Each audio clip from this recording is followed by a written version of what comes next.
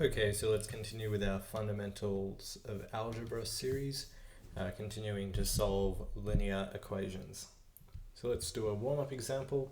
Solve 7x plus 3x plus 5 equals 25. So 7x and 3x are like terms, so we can add them.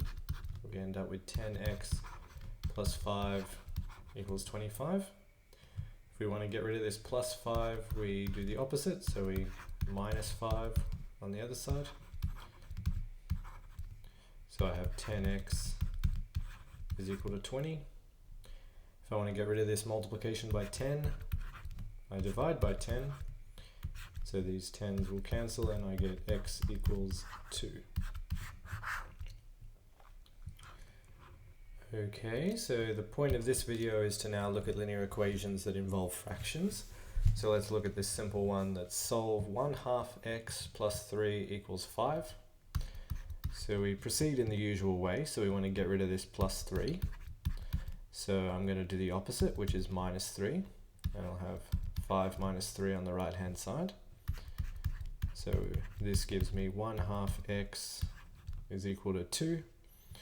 And if I want to get rid of a fraction, the idea is to just flip it.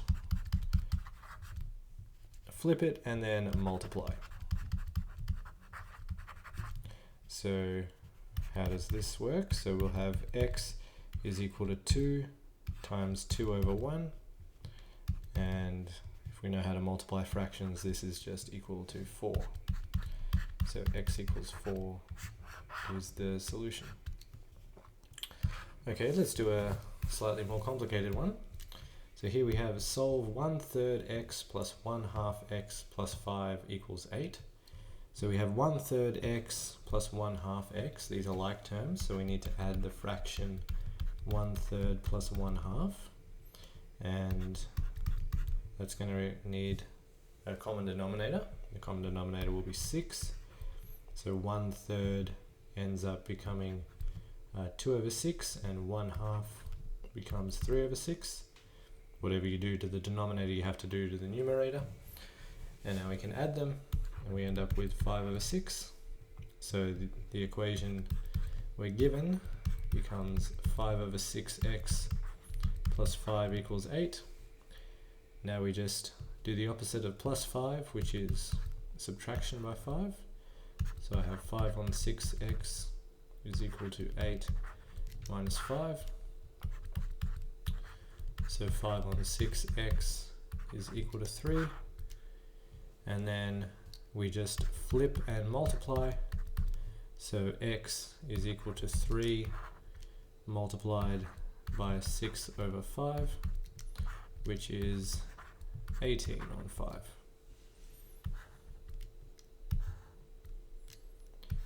Okay, let's try a more complicated example.